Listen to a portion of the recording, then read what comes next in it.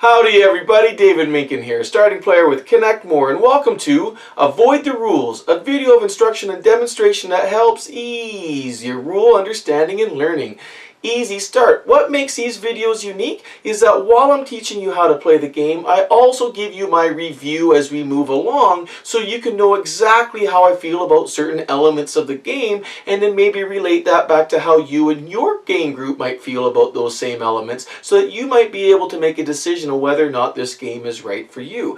And the game I'm featuring today is Crysis by Ludi Creations. Now this is a Kickstarter preview video. The Kickstarter is ongoing right now, so I encourage you, if anything about this video sticks out and goes, whoa, that looks awesome, go check out the Kickstarter page, especially because the game that I'm showing throughout the course of this video is a prototype that was sent to me by the publisher. So that was my compensation for doing this video so that I could show you the video itself. So to look at the final graphics and components and all that good stuff, of course, check out the Kickstarter page. Now this game is being published in 2016. It's created by, I have to admit, some designers that I don't know anything about, and I hope I don't butcher their names, but it's Pentelis Bouboulis and Sotirios Santilis. I apologize if I butchered your names. It plays 1 to 5, so there is a solo mode, and I'll show you, it works quite well, and it's going to play anywhere from 45 minutes to an hour, or an hour and a half, pardon me. So what is this game all about? Well, the theme of this game is awesome. It is, you're basically coming in as a businessman into the city of Axia. Now, Axia used to be this thriving metropolis of thriving businesses and big deals, and it used to be where things were hustling and bustling and things were doing really well. But due to economic conditions, the city started to fall into ruin, into decay. But you, being the opportunistic businessman that you are, you're coming into Axia to pick up some of these companies that are going bankrupt. You're picking them up for pennies on the dollar, and in doing so, you're going to also be able to get some employees, whether it be local Axia employees or foreign employees, and you'll get them to start working and putting some life and revitalizing the economic structure of Axia again so that you can make this city a wonderful place to be again. Now, Axia has put in austerity measures so that you're not just coming in and milking the money for yourself. You also have to contribute to the general good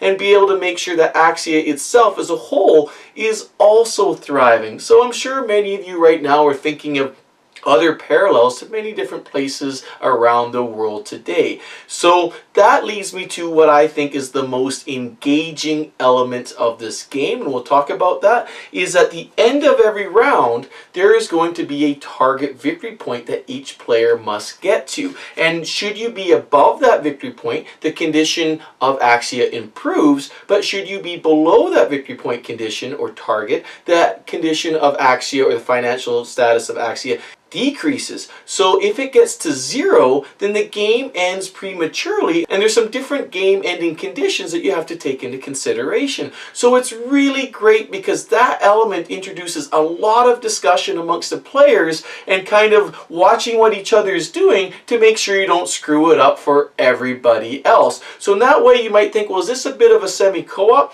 I don't think it is. A semi-co-op always has a kind of a constant goal with some person trying to emerge as the person who did it slightly better, whereas you'll see in the course of this video that not everybody maybe has a similar goal. Maybe some people do want Axia to completely fall into ruin for the sake of winning the game.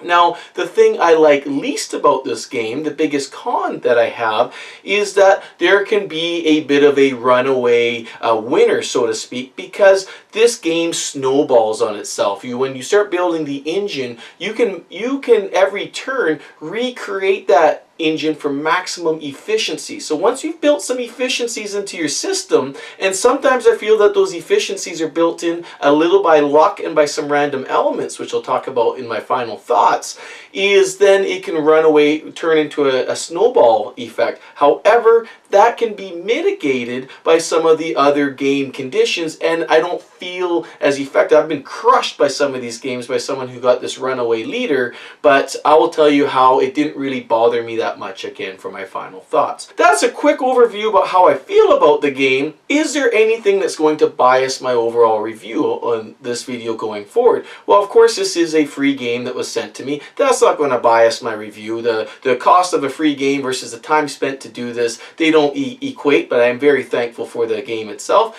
But the other big bias is my wife absolutely enjoys this game. She's had a great time playing this game as two-player. And so, of course, if your wife loves the game, your spouse loves the game, that always influences you. So, like, yes, I love it too, because that's just, I love the great time I've been spending with her. But that being said, I really do enjoy this game. So let's watch how it's played. And if you want to see my final thoughts, I will include that on another video. I do not put it on this video itself because I find I include my final thoughts throughout the Avoid the Rules video anyhow, and it would just become redundant. So sit back, relax, and I hope you enjoy the video.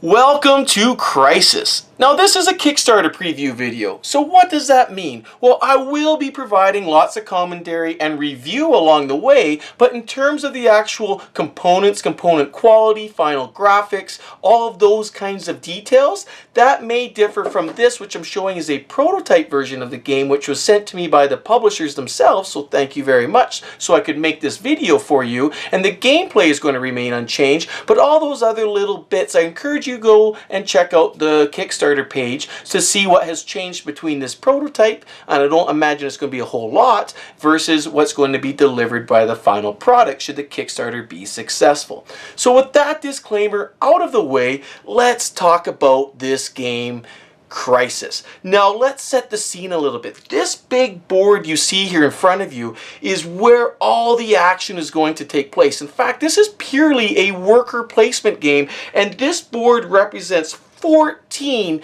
different locations that you can place your workers to do a variety of things. Whoa! That's a ton of choices that you're going to have, but don't worry, I'm going to walk you through it, and it's actually very quite simple. And what does all these different locations represent? Well, this is the city of Axia. Now, Axia used to be a wonderful, wondrous city where there's big buildings, lots of companies, a flourishing economy, but it's now in ruin, it's in disarray, it is crumbling. And in doing so, you got all these bankrupt companies and very destitute people. So you and the fellow players that you're playing with, and in this game I've set it up for 3 players. We have red, green, and white, and that's also the turn order of these players, red being first and white being the last player. I've only got room to show 1 player area, however, which is red down here in the bottom left, because the rest is all these bits and pieces and cards that we're going to need to play the game. But you can naturally assume whatever I do for 1 player area will be consistent for all the player areas, so I hope you don't mind. So these players have come to Axia to take advantage of this ruin, to be vultures, if you will. They're opportunistic businessmen, and you're going to gobble up for pennies on the dollar old companies that used to exist in Axia, and these companies are all these cards here that are laid out down the center of the board. And this is great because this is how your engine is going to be built. This is how you're going to score the majority of your points. It all is based around how you're going to acquire these companies and use them effectively to score more victory points than the rest of the players. So that, of course, is the victory condition. It's whoever gets the most victory points. Now wait a second. Stop right there. So what you're telling me is this is a purely worker placement game and the winner is the person with the most victory points? Wait, don't change the channel. There is a gotcha here that makes this game unique from a lot of other games that fit that description. And it's a game is why my wife and I have thoroughly enjoyed it, as well as the people we have played it with. And there's a gotcha. There's a different mechanism here in this game that sets it apart and really warrants you to take a closer look at this game. So what is that? Well, the real gotcha is this little card right up here in the top left. And I'll show you what that is. What this is here is this is a round marker indicator, and the cool thing about this is you're going to choose a card based on the number of players. So here we have a 3-player game, so you see again this game plays from 1 through 5, and there's also going to be 3 different difficulty levels on it. So this is the 3-player game set at the medium difficulty. So you might say, wait a second, is this a co-op? Are you playing against the game? No, it is not a co-op. Was it a semi-co-op? No, it is not, but the actions of all the players collectively versus the game will have a huge impact on strategy and player actions and reactions throughout the game. So let me explain. So at the very beginning of the game, you're going to set this at round 1. And this game can last up through 7 rounds, but it can also end prematurely. And I'll explain what that means. And so then here you see a level. So there's going to be different levels of cards and things that you'll have throughout the game, which are clearly labeled. We'll talk about as we get there.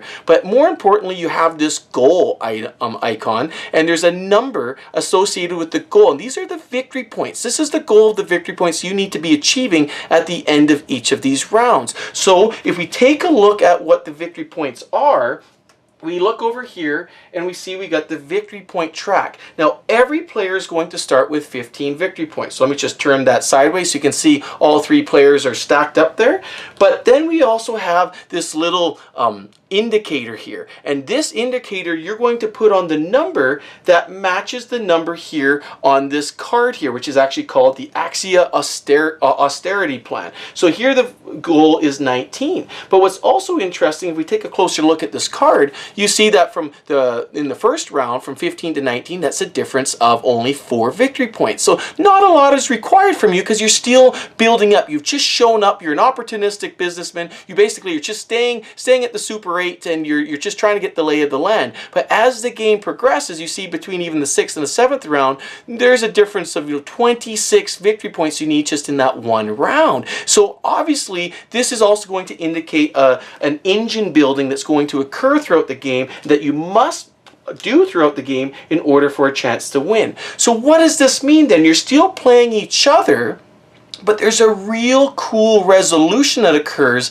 at the end of each round. And I'm going to explain that right now. And this is, again, what makes the game different, unique, and really exciting throughout the course of the game. So here we see that we actually have at the end of round 1, we want to get 19 victory points. Now suppose that green took a lead and then red was here and white was, say, something like this. Now, or let's put it red like this. So what you see is one of the players was able to be surpassed or higher than that particular goal, whereas the other 2 players did not. So what you're going to do is you need to resolve the overall difference of all the players, and then that's going to actually affect the Axia's financial status, which is indicated here. So in green, that's where the game actually starts, and I forgot to put that right here, is Axia starts off in a healthy financial status, but the game is designed for it to start decelerating very quickly into the yellow and into the red. So when you guys show up, you're basically showing up and things are in disarray, but it's not completely dysfunctional quite yet, because should this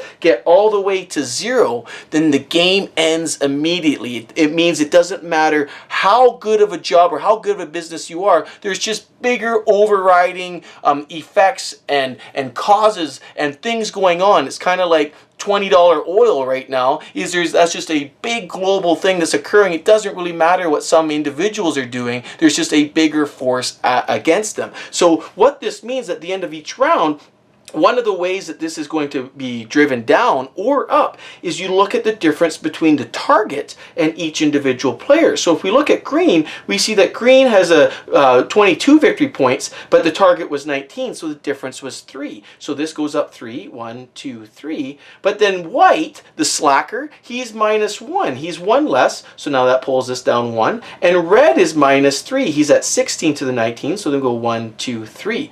Now we're in the yellow. We're starting to get into some trouble. And why does this have an impact? Because should this get driven all the way down to 0, then the game ends immediately. And there's some other things that don't actually take into consideration. And the only way you're eligible to win the game at that point is if you're one of the people above the current target, the current round's target for victory points. So all these other guys, you don't even have a chance to win. You're not even eligible to win. And this has such a dramatic impact on how you're timing and playing the game, because there are opportunities where if you're in the lead, you can continue being in a huge lead, and the bigger the lead you're in, the more positive you're going to make this, because the difference, the delta between the target and where you're at is going to be bigger, whereas these guys might be really sucking and then they're going to be pulling this back negative. But here's the thing, is if you're a sure shot to win, you don't want to be so far ahead, because then this might prolong the game. You might be bouncing around here for a while. Instead, maybe you want to try to make it so you're not working so hard and getting fewer victory points, such that this will go off to 0 and yet you can still win the game.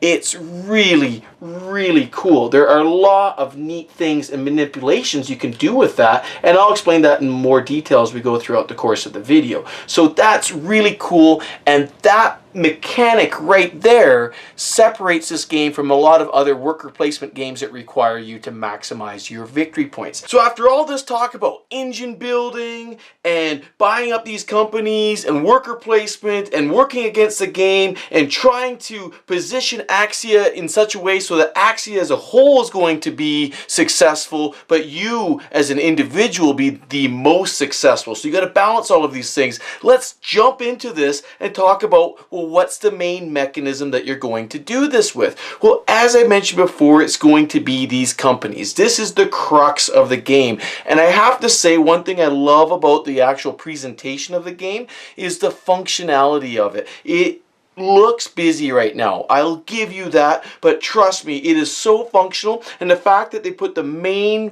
part of the game, the main thing that you should be focused on, right down the center of the board here on these really nice big cards like this, these Dixit sized cards, is just awesome, and it directly focuses you on what you need to do. So let's talk about these. What do these cards look like? Well, to get a card, it's actually going to cost you one of your workers. So any worker placement spot you see here on the board is indicated here by these little squares here. So anywhere on the board, whenever it's your turn, and I'll talk about the actual turn order sequence in a little bit, but when you actually place your worker, you put them on a little spot like that. And that would be your way of saying, I want to buy this power plant. Because all of these different cards are set up the same. They have a name with them. That's just for flavor, and a little picture, again, that's just for flavor to get you in the mood for what it is that you're going to buy. But then they're generally going to cost you a coin amount. So this particular power plant is going to cost you $10. But right away, you get 4 victory points. Woohoo! So as soon as you buy this, you invest in this company, because just by buying this company doesn't mean you're going to trigger it. As you can see, there's some other spots here which will do that, and I'll talk about that. But by investing in it, you're giving people hope. You're giving Axia hope that, wow, people care. People want to come in. They want to make this a great city again. So for that, you're going to get 4 victory points. So immediately, once you buy it, you move your victory point marker up 4 points.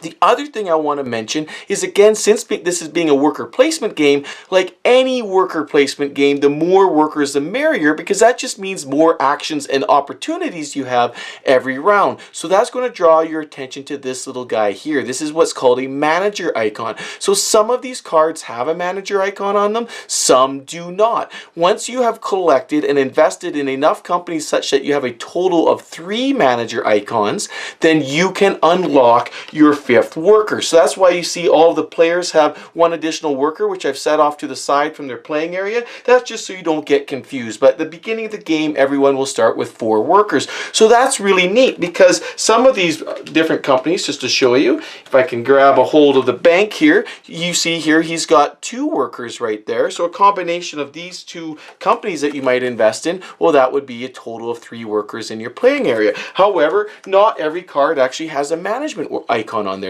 You see there's none. So that's another decision you have to make. Some of these cards work really well, work towards the end game, and build that engine that you're going to need when we were looking at the Axia's austerity plan, which was that card I showed you earlier. But there's that, well, I need to get more guys out here so I can do more things. So it provides a really interesting tension, as you would expect any good worker placement game to do. So let's take a look back at this power plant. So we see the cost, we see the immediate benefit that you get, you see some ways that you can unlock your workers, you see where you put your workers. Then of course there's going to be, here on the left, on every card has this darker color associated with it, and then a little kind of tab, and sometimes a particular type of resource. These are the inputs you must put into the card for it to generate anything. These inputs that you see here, which we'll talk about with the white line through them, they are not required. Those are just bonus inputs that give you extra stuff, extra what you're going to produce, because what you're going to produce is going to be shown here in the bottom right side of the card. So the production of this card is going to be 4 energy, and those energy are indicated here by these yellow cubes. Now, energy is immensely important because when you look down the line of these company cards, a lot of these company cards require energy to run. So here you see we need energy right here. There's indicated by these little lightning bolts right there. And you'll see that a lot of these cards are the same. There's 1, 2, 3, 4 of the 6 cards out here need energy. So let's go back to here.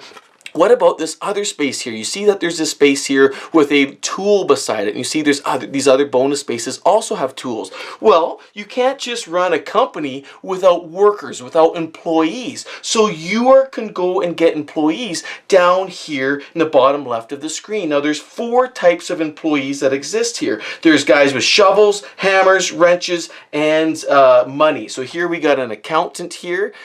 And you see that he's got a little symbol right there. These symbols are going to be the symbols that match the symbols on the company. So here, for example, we have this engineer here with a little wrench right there. And with the other cool touch that this game has done, here I've got a female engineer. I can flip him over or flip her over, and now I've got a male engineer. And all of their employee tiles like this are double-sided. So I love it when they pay that close attention to detail. So let's go back to this power plant here, and I'm just going to zoom this in a little bit closer here, a little bit more steady. So here we've got the power plant. What you're going to need to fire this up is you're going to need 1 engineer. So there'll be a way that you'll be able to hire him. And once you hire him, and imagine now this is going to be in your playing area, you've invested in this company and you can hire a worker. And so now you've got this worker, you also need to get a blue resource. So just for the sake of argument, suppose you had it, then you would put the blue resource on there, and then you could fire up the plant. And this plant again would give you 4 energy. Now after you fire it up, the resources are expendable. They are wasted and they are gone. You put them back in the supply. But your employee stays. He is loyal to you. He's like, hey, thanks so much for coming back to Axia and giving me a job. Now I can keep my dog. I don't have to put him up for sale. My kids are still going to school. It's wonderful. I'm so happy to be an employee. I will follow you wherever you may go. And that is very important because you can actually, once you've gained an employee and you start gaining additional cards, you can actually move employees from company to company that you own depending on what it is that you're trying to generate that particular round.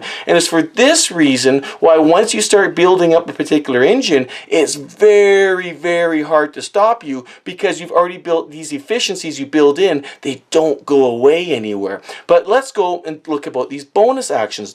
So these bonus actions, again, can be triggered by having different employees here. So here we had a hammer. So let's, for example, just for the sake of argument, say we had this employee here as well. And you see that all of the employees have this white stripe that goes through them. This white stripe is their bonus effect that they have should they go on the bottom of any of these companies. So when you put them on the left side of a card, you really don't care. That white stripe and this little number up there is moot. It's a moot point. Nobody cares. But when it's down here, everybody cares because what it does is it augments the production. So here we see we're going to generate 4 electricity. Well, this worker, she's going to add 1 plus. So now you would generate 5 electricity when you fire up the power plant. Similarly, we can grab ourselves another engineer, plop him on here, and you can see that he's actually got an augmentation of 3. So you go 1 plus 3 is 4 plus 4. That's a total of 8 power. So having these guys down here is really powerful so that you can actually start augmenting and adding to the output of any one of these companies. But there's another really clever thing. Let me show you another type of card. Here we have a resort card. So I'll put the resort up beside here. And now this resort card, he would cost you, just as a reminder, he'd cost you $10 and you get immediately 2 victory points. But now for input, he would need a hammer. So you put a hammer like this. He would need a electricity, which we know is one of these yellow cubes. He would also need a bread, which would be like this, because it's a resort after all. And the thematic, I love the thematic flavor of all of these companies because, you know, this is a resort. You have people, they're lying by the beach, they're having their drinks, they're having their special shrimp cocktails, etc. So yeah, you need to power them up because they're going to be using lots of electricity, watching the evening shows. Plus, they need to be well fed here by the pool. But then you'll see that I could also, for example, if I had another hammer, and I'll grab one right now. will go like this. And what's cool is some of these employees are dual-sided, so you can choose one, and at any given round you can flip them to your convenience if you need the other symbol. So you can do this, and suppose I also had an accountant, so we'll add this guy in like that. So if I fired him up, these two resources here would be gone. So I put those back into the supply. But now what's really cool is you see that down here by the output here of the resort, the resort is actually going to output coins and victory points. So this is pretty cool. But you see in a little white box here, there's a 2 times. So without these two guys, you would just get 2 coins. You get 2 times and it'd be 2 coins. So you're like, well, that doesn't make sense. But once you add these bonus guys, then you're going to get 2 plus 1 is 3 plus 2. You add all of the numbers in the white boxes together. So that's a total of 5. Times 2 is 10. Whoa, that's awesome. So this here, when you get those little modifiers in there, that's how they're changed here by your bonus workers. And then you look here, you got the other track. In addition, you'll give these 3 victory points plus 2 plus 1, so a total of 6 victory points. There's not that same multiplier there in the front. So that's how that works. So what's really neat about this is, suppose as the game goes along, you have the resort, you have the power plant, and you got these different workers here at the beginning of your turn. You can pick and choose where you want to put them, and you can take them from one factory that you had fired up in a previous turn and move them to another factory, and you can just choose and decide. You can choose not to use a particular worker in a round. If you don't have the particular resources to fire it up, you must always have what's here on the left, what's in this little darker color triangle, to get as a minimum what's here on the right, but you can always augment it here by these bonus workers. And that's really neat, because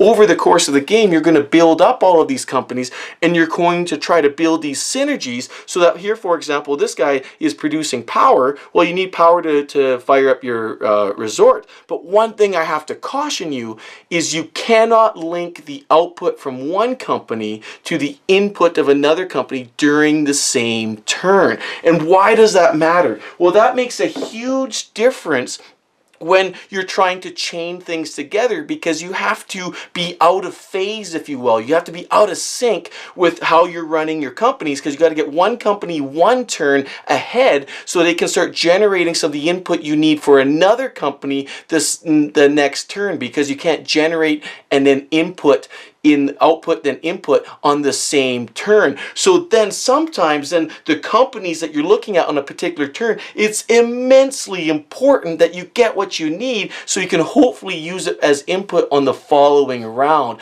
Like it's really, really tight, that decision making. So let me just get this board set up back the way I had before I showed you that example. So I've got the board set back up again, and you know what? We're almost there. The rest now is just very simply showing you all the other ways you can start generating inputs to get your companies working, and how you can take the outputs of the company to either use them as inputs in companies in further rounds, which I've already alluded to, or start generating victory points and income with those outputs, because after all, that is the name of the game. So for this next part of the video, I'm going to go handheld, because I find that with this board being so big and with all the different action spots that are on here, it kind of blends in when I'm zoomed this far out. So I'm going to go handheld. Hopefully it won't be too shaky. You won't need any gravel or anything, just so you can get a closer look as we go along. Okay, here we are in handheld mode. Now, Rahdo makes this look so easy, so hopefully I can do the same, but I won't be actually playing anything. I'm just going to show you the board a little bit closer. So the first thing that you see here is this blank space here, and the first thing that's going to happen at the beginning of the round is we are going to resolve an event.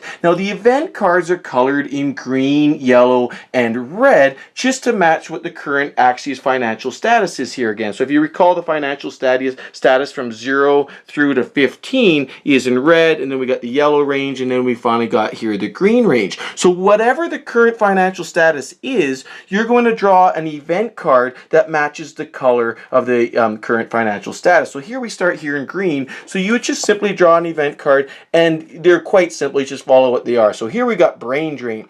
decrease the Axia financial status by 2. So here again, we move over here and go zoink, zoink. So now we're into the yellow part of Axia's financial status. We're starting to go down. And then we see again, the 7 temp employee space may not be used this round. Essentially what that means is there's going to be a space where nobody can put their workers this round. So we resolve that.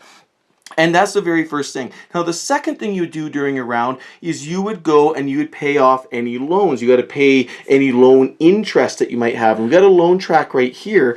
And what I'm going to do is I'll just show you real quick is anybody at any one time can have up to 4 loans at a time. And here's the loan indicator. And this is going to be a spot that you would put one of your workers if you desperately, desperately need some money. So if you come here, you see there's only one spot for one person to go there. You put your worker there and you say Red went there and he had a worker right here. When he resolved it, then he would just simply put his square on here and he would have 1 loan. So the second thing you do after the event, you see where you are on the loan counter and you have to pay an additional $1 for having that loan out. Now, loans can be paid at any time you want. So as soon as you're able to, you can actually pay that loan off and then go off the tracker. So I just indicated these guys by being off the tracker there. So then let's go and look at the other actions. Now, essentially these first 5 actions or so are just game related actions. These are things that, you know, all of these Euro style games have where they're just things you can do to kind of manage or do things throughout the game. So for example, here we have this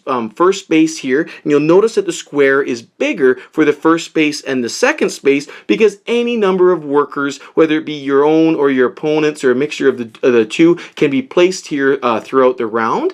And this is quite good because sometimes in the higher player counts, I find that sometimes like, well, what I really wanted to do was taken because there's only a spot for 1 worker. Whenever you see these smaller squares, that's when there's only spots for 1 worker. So then it's kind of nice to be able to go here and maybe get some extra benefit. So what does this mean? Well, the first spot here, you see that there's this little symbol here for zoom in, is for you got a card here which are called influence cards. Now these cards are stacked over here and there's a whole deck of them, and these are things that can modify gameplay and can actually be really quite helpful provided you get the good ones or you get one that you need or require at a particular point in the game. So here you see credit upgrade. You gain 2 victory points, woohoo, and increase the Axia financial status by 2, and you can play this card at any time.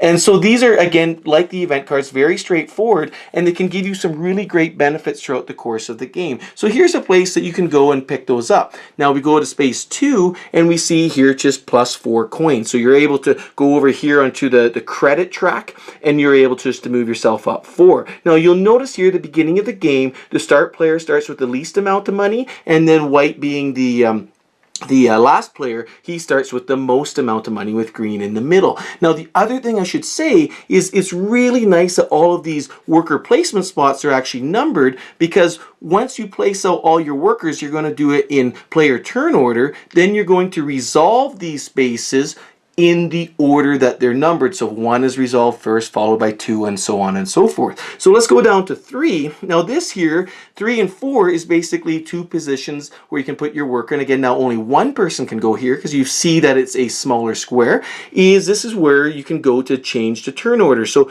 the space 3, you can go there to become the starting player plus gain a victory point. Whereas space 4 is you can go there to become the second player and get an influence card. Now this is interesting because you'll see that the same person could go in both spots, but then they would end up in second spot because this one is resolved after the third one. So you'd simply come down here to the turn order track. Suppose green went up here, they could just simply slide like that, and everything else just cascades. And it's kind of cool. I like how it kind of cascades down the rail here of the train. So there you go there, and then we go down to the loan spot. So if you are desperate for money, desperate, you come here, you get $10 right away, but it's going to cost you some prestige. Like, hey, wait a second, I thought you're supposed to be this highfalutin business guy. You come in here and you're already asking for loans. Who are you? So we're going to lose a little prestige for that. And again, you're limited to 4 loans. But this is quite important to get this, because the other neat thing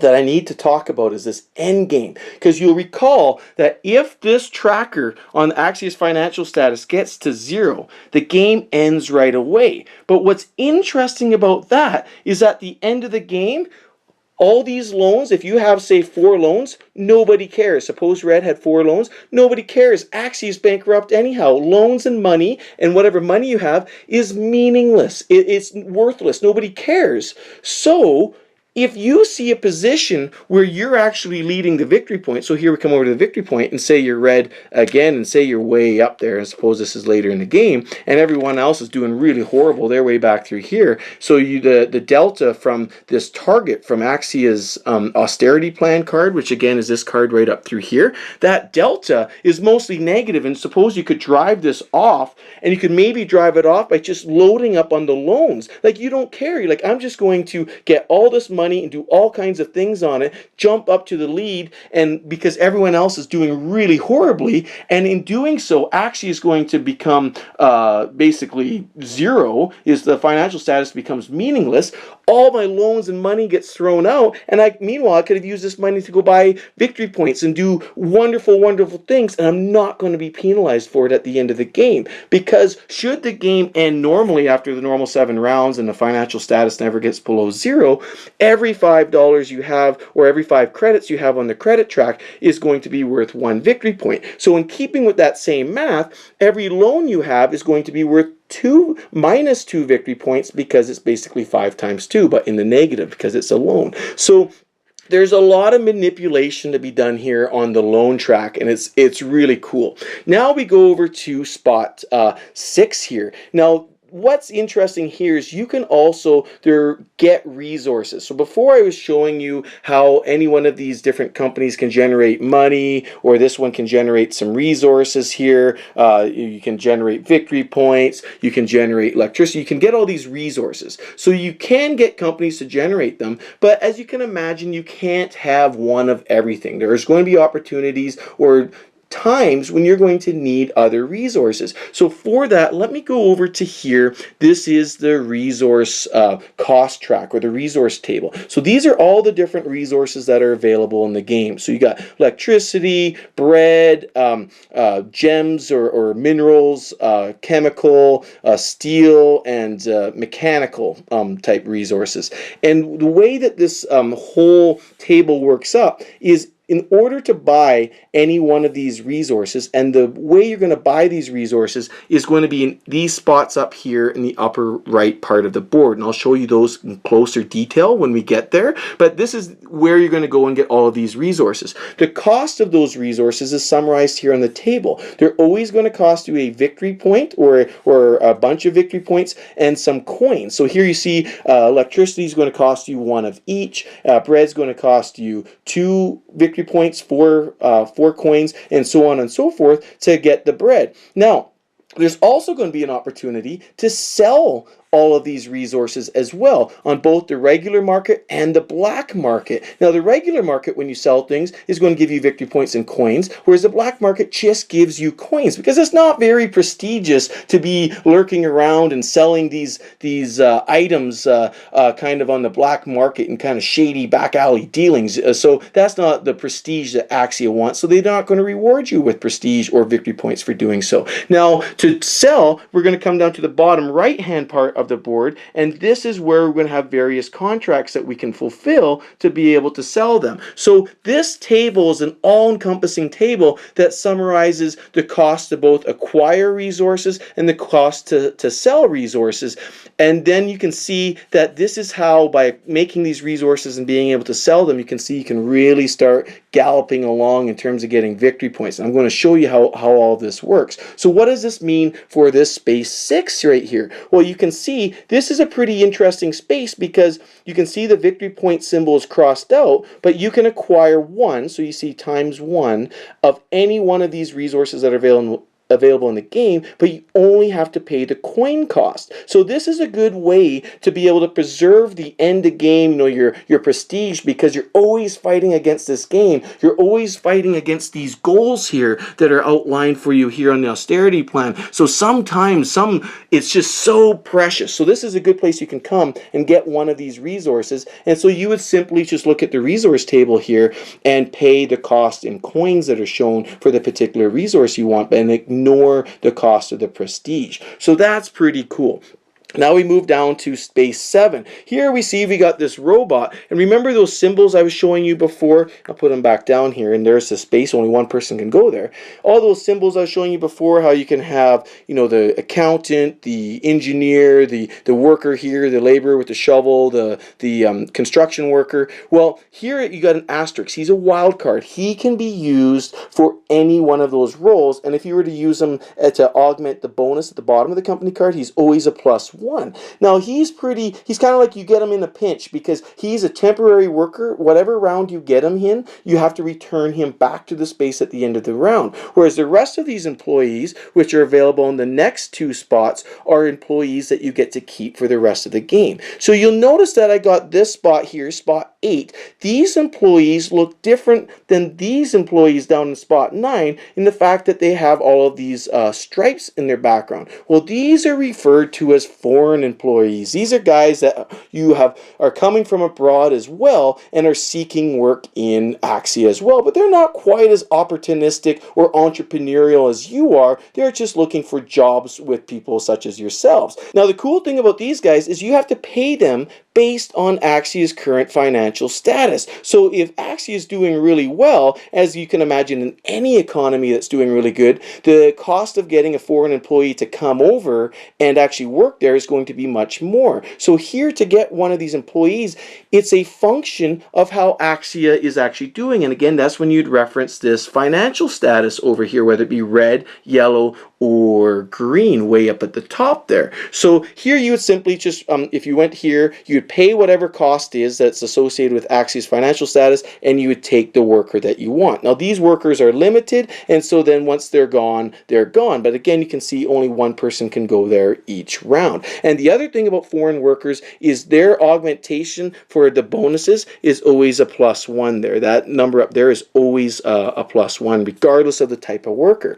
So then we go down to this row of workers. These are your Axia workers, your local workers, and you can see every round there's going to be 5 different workers put out there, and this is completely random. These workers are actually thrown in a little bag here, which I'll show you. So at the beginning of the game, you got this bag here, and you just throw all the workers in there, and you just draw 5 of them randomly. And so you can see there's a worker placement spot for each of these. So you might on one of your turns go here, somebody else might put one there. So say for example we might have green, he might put a guy here, etc., etc. So you can lock up your workers this way. Now the cool thing about these workers, they work exactly the same, but some of them have can be up to +3, but up on their bonus right there. So you can see that as well. And again, with the foreign workers and these workers, these guys stay with you for the entire length of the game.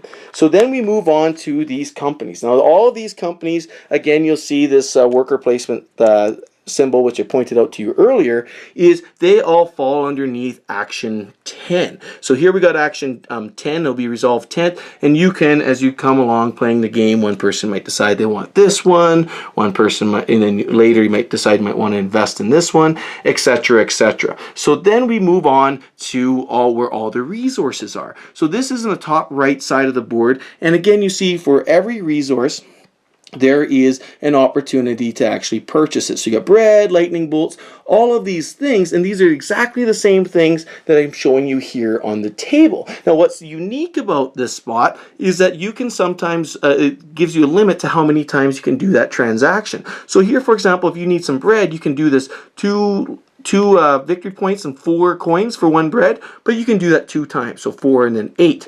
So all of these work exactly the same way, but you also notice that sometimes they've got these 2 additional ones where you can really power up, where you can do 4 and 8, and you can get 2 of these gems plus 2 lightning, or you can pay 5 victory points and 12 coins for 2 chemicals and 2 lightning. But again, you can only do that transaction 1 time. So those are extra that are not actually shown here on the table. So that's how you get those things. And then moving down to space 12 is it's just different ways that you can convert to get electricity, because before I was only showing you a way to get electricity where you could actually pay victory points and coins, but down here you can trade pretty much any resource, the chemicals, the gems, bread for electricity. Bread, it always kind of cracks me up. I always imagine a guy actually on a little treadmill running away with some circus hooked up to him and he's just feeding him a power bar and he's generating electricity. Or again, you can generate electricity here if you had a power plant. But again, remember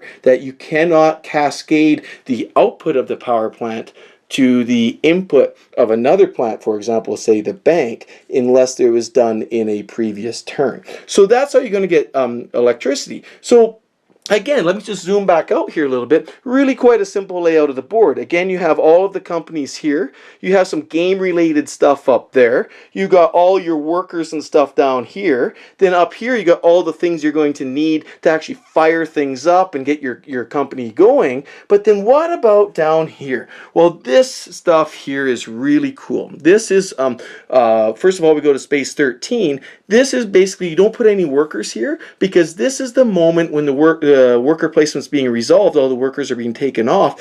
This is when you fire up all of your factories, and it's just showing you that here's or companies, I should say, here's your companies, and you're going to be generating, putting all these inputs into your companies, and then you're going to be generating victory points and coins and other assorted resources. But then after that, we have the last thing, and this is basically your export. This is where you can actually really start generating income and victory points using your companies. And the way this is going to work is it's quite unique because it's almost like its own mini game. And what's going to happen here, suppose during the worker placement phase, red puts a guy here, and suppose green puts a guy here, and then we'll just say white wanted to be involved as well, so he puts a guy right there. Now, the turn order and resolution of this space is in the order in which you came here. You do not care about this this actual sequence or turn order right here. You don't care. This turn order is relevant for all other aspects of the game except for this one. Now, what's going to happen here is you're going to notice that there's 3 columns here of different, what they're called contracts, and they all have the different goods that you see here, the bread, the chemicals, the gems, industrial, and with numbers in them. And you also see down here in the bottom right, there's a further number. These are associated with the particular level that you're in. And again, you'll see that that's associated there on your austerity plan. So you see level 1s, 2s, and 3s in that middle column there. So this just, the game is going to build up as we go. And then this most rightmost column here with the little arrow in between there, these are future contracts that are available. So on any given round, you only have these 2 rows, the center row and the left row, available to you, but you have an inclination. You see what's coming down the pipe, if that might change any of your planning for any of the type of companies you might be buying in a particular round. Because one thing I should say is you never really know, because the companies are just randomly placed out on their 6 spaces from these 3 sets of cards here again, and you'll see again the companies are labeled level 1, 2, and 3, so you just draw the cards accordingly, again according to the level that you see up here in the austerity plan. So you need that. You really do need that sometimes if it's going to affect your strategy. But let's go back to here. So what does this mean? So here, if you wanted to fulfill this contract, what it says is you can sell externally up to 4 of these gems, but 4 being the maximum. You can sell 1, 2, 3, or 4. It doesn't really matter. But you can take this contract and sell up to 4. So what's that going to earn you? Well, suppose it's Red's turn, and so on his turn he can choose to do one of 2 things. He can choose to sell some goods, or he can choose to pass. So here being the first time, what he's going to do is he says, I'm going to fulfill this contract, and suppose he might have, let's say he had 3 different of these blue he had 3 different blue resources that he wanted to fill, because again, this 4 is just the maximum. So what you would do is you go back up to this table here that I was pointing out before, and we go to blue, and we see that if he's selling it with a contract, now this is a contract symbol, so we care about all this information between the dash and the arrow here, he's going to get 1 victory point and 2 coins for every blue resource that he sells. So since he's selling 3, he's actually going to get 3 victory points and $6, and then all 3 of these things then would just come right back here to the supply. And then this gets discarded from the game. So that would be his turn. Now let's go to green, and green's like, okay, you took away that contract, not a big deal, because there's another, if I was in the business of selling that as well, there's another contract there available for me. And I generally find that these contracts, there's not a lot of competition, unless of course you see two people getting some chemicals at the same time. I generally find that it's fairly cordial in the games that I have played anyhow. Sometimes there's a little bit of tension where you're like, oh, I really wanted that one, but generally there's enough choices here for you to plan around without worrying too much about your other opponents. But as you can imagine, the more players you play this game with, this spot gets a lot tighter.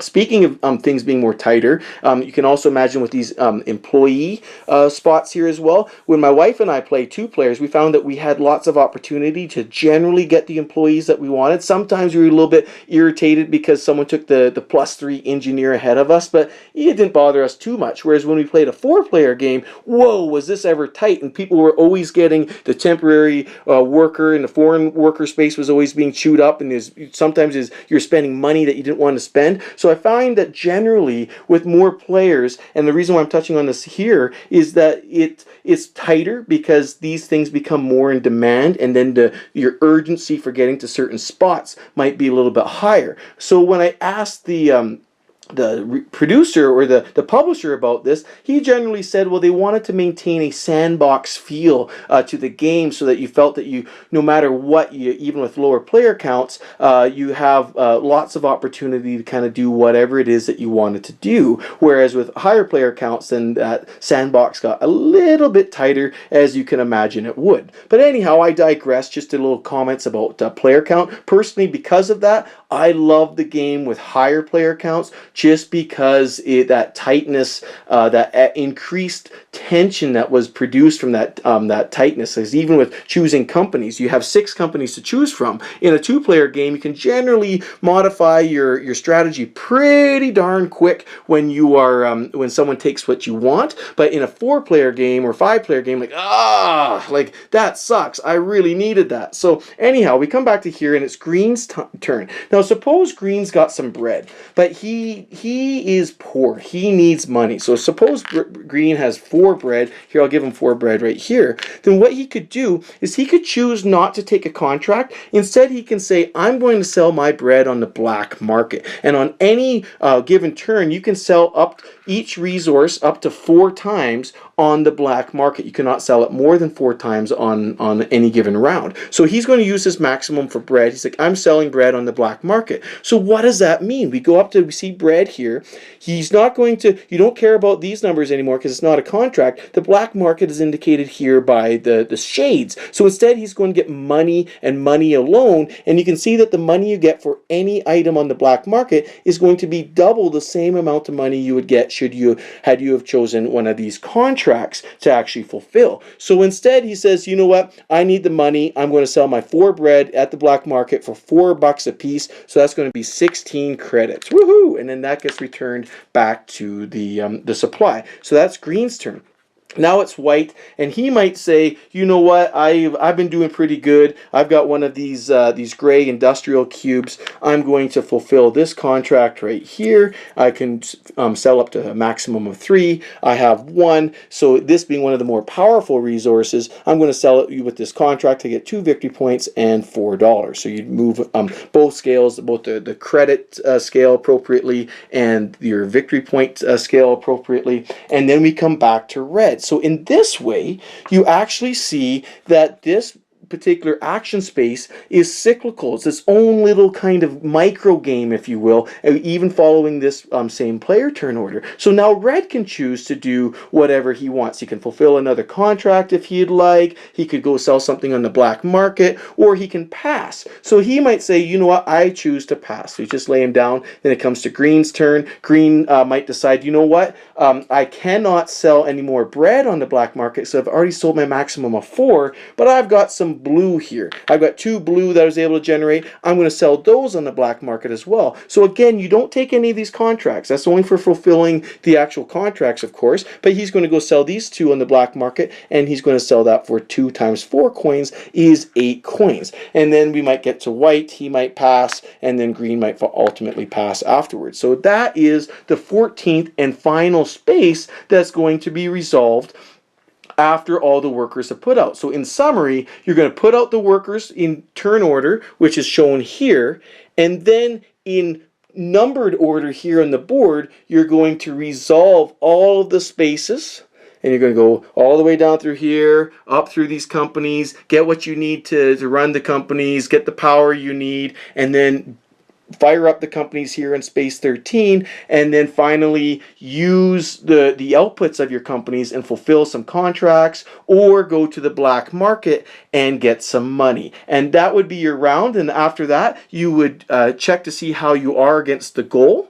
You would change Axie's financial status accordingly, and then you move on to the next round. And what's kind of cool is even some of these rounds, should you achieve the goal, exactly the goal or higher, you can actually earn influence cards, which again are these cards here, which give you those kind of rule breaking and kind of neat little extra little things you can do throughout the game that can really give you that boost if and when you need it. So you basically rinse, wash, repeat, and you keep going until either A, you get to the end of the 7th round and see who has the most victory points at the end of the round, minus 2 victory points for every loan that they have out, and plus 1 victory point for every credit that they still have here on the credit track. However, should you get Axie's financial status below 0, then you only care about who is above the current round's target victory points, and then you see whoever has the most victory points wins, and you ignore the credits and the loans because nobody cares. Axia isn't worth anything anyhow. It's just your own pride now that's at stake. Welcome back to the bird's eye view. There's one more thing that's absolutely critical to talk about when we're talking about endgame scoring that is relevant for both the situation if the game ends prematurely before 7 rounds because Axia's financial status goes off the charts to 0, or even if the game ends goes the entire 7 rounds. There is something that I haven't talked about on purpose yet because I want to talk about it more globally, and that are these little chits right here. These are negative victory point tokens you can pick up throughout the course of the game should you choose not to actually activate one of your worker placement spots that you took previously. When it comes time for you to actually take your worker off and resolve that, then you may choose not to, then you are going to get minus victory points, and that minus victory point token is going to be dependent on where you are, and I'll describe that in a little bit more detail in a bit. But why is this important? Because these minus victory point tokens that you get, they go into your player area, but they do not impact immediately your actual victory points that you have here on the victory point counter. So because it's not changing your marker, it's not impacting your difference between your actual round victory point goals, and in doing so then it's also not changing Axia's financial status. So it's not having an immediate impact on the actual gameplay and all of those different calculations that I showed you, but it does have an impact on your end of game scoring, because that will be at the very end of the game, regardless of how the game ends, will be minus 1 victory point. So these are really, really important, and I'm going to talk to you a little bit why they are and some decisions that might come up. So how do you get these, and how do they make an impact on the gameplay? Well, again, like I said, you get these by not activating or taking the action that you previously placed a worker on. So let's talk about the actions that will have an impact on this. Now, if you recall, again, this upper left, all of these actions are kind of game-related actions. There's going to be no penalty associated with any of those actions. So we'll skip right down to action number 6, which is where you can buy 1 resource without spending the victory point. So suppose I had my guy here, and it comes to my turn, I'm like, oh, bad planning. I do not have the appropriate amount of money to buy the resource I want. I cannot do that action, so I'll pull my meeple, I'll put them back in my work area, but because I did not actually do that action, I get a minus 1 victory point token. Now this token will stay with me for the rest of the game, but in the immediate term, it doesn't actually change my token here. I do not go -1. I stay exactly where I am. So all of these calculations stay the same. Then we come down to your foreign employees. Now these employees actually cost money to get depending on where you are, Axia is on their financial status. So if you cannot afford one of these employees, well then you would actually have to take another -1 victory token. And this is pretty cool, because sometimes you might be planning on taking a cheap employee because Axia's financial status is down here in the red, but someone else might see that and they go, you know what? I'm going to mess with you. I'm going to bump the financial status up into the yellow, and now that employee is $2 more, 2 credits more. You can't afford them. And the way they did that was by playing one of these one of these influence cards here. This is one I showed before. Increase Axia's financial status by 2.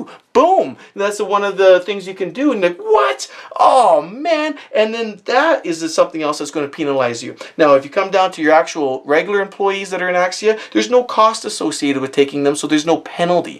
Now, we come to the companies. Now, this is where it gets really big. Now, if you look, each company, if you recall, has a cost associated with them, plus a number of victory points you get immediately. Now, suppose I put my worker up here, and I chose, I could not actually activate him, because again, maybe I was calculating my cost. I got a foreign worker, and I was calculating exactly how much money I needed to get the foreign worker plus this, but then Axia's financial status went up and my foreign worker was more expensive, so I couldn't afford this. I'm like, but then the trick here is, instead of getting 3 victory points, had I bought this, I get minus victory point tokens equal to the actual victory points that that building is worth, because this is a prestigious thing. I had contracts in place. I had the bank manager excited. I was coming in to do a deal. I was going to take over the company. The employees were excited, and then I backed out last minute. Yeah, there's going to be a bigger penalty associated with it, so I'd get the -3 right there. So that penalty is going to be worth whatever the victory points are associated with if had you actually invested in that company. Then we come up to this space up here. All of those spaces, if you'll recall, are places where you can actually buy resources using victory points and coins. Now, should you not be able to take the action that you put your guy in there, for example, suppose he was here, you would get a -1 victory point. Whoops, I said this was -1 victory point, but in fact, the victory points you get minused here are the amount of victory points that you normally would have paid. So you just look at the value of the victory points here on the table, and that's how many you would lose. So in this particular case, it's chemicals. It's 3 victory points, so I would in fact get a -3 victory point token for that. So again, that just ups the ante for you. Usually by now, you've seen everyone's gone through, they've invested in their companies. You've kind of can see, especially if things are really tight in Axia, if things are way down here in the red, the financial status is horrible, you can sometimes see like, wait a second, if you guys all do that, and it doesn't look like anyone's got any contracts. Suppose there's nobody down here. You don't think there's a lot of opportunity for more victory points to be generated. You might start kind of seeing what other people got going on. Other people also might have some companies that might generate some victory points here, like for example, like the resort, which I showed you earlier. But you might start looking at some of these things like, guys, I don't think we're going to make it. I don't think Axia is going to survive this round. Meanwhile, the guy way in the head, he doesn't really care. He's going to survive one way or the other. But for those rest of you guys scraping around, you know, barely, you know, way behind the actual goal of the round, you might be like, guys, you better not buy that resource, because you're spending 3 victory points plus some coins to get that resource. By spending those victory points, suppose it's let me just change this to green. Suppose it's green. By spending those 3 victory points, you're going to continue going down this track here. Now you're a further 3 behind. That's going to directly impact the calculation for Axia's financial status, and this game might be over. And so then this part here, I love it. It just generates so much discussion, because meanwhile he's like, well, why should I be the one to take the fall? Because I got to take one of these stupid negative victory point counters, and it's only going to affect me at the end of the game. So I love it. These extra victory points tokens that you can get, it just creates lots of discussion. So again, it's not a semi-co-op, but you have to be aware of the impact of other people's actions and make them aware of it as well, and convince them to be the person not to take an action and not you. So it's great. So when you come down to here, it's -1 victory point that you get should you not be able to take one of these actions. So that's just a simple -1. The ones that you are extra more than -1 is going to to be this space and all of these companies that you see here. So I wanted to take some time to highlight these negative victory point little chits that you can get, because since they do not make an impact again on your exact counter here on the track here, it's a way that you can still preserve the Axios financial status, but you'll be penalized for it later. And finding the fall guy in the game sometimes leads to some really interesting conversation and dialogue, which provides a really interesting and awesome wrinkle to this game. So that is Crisis.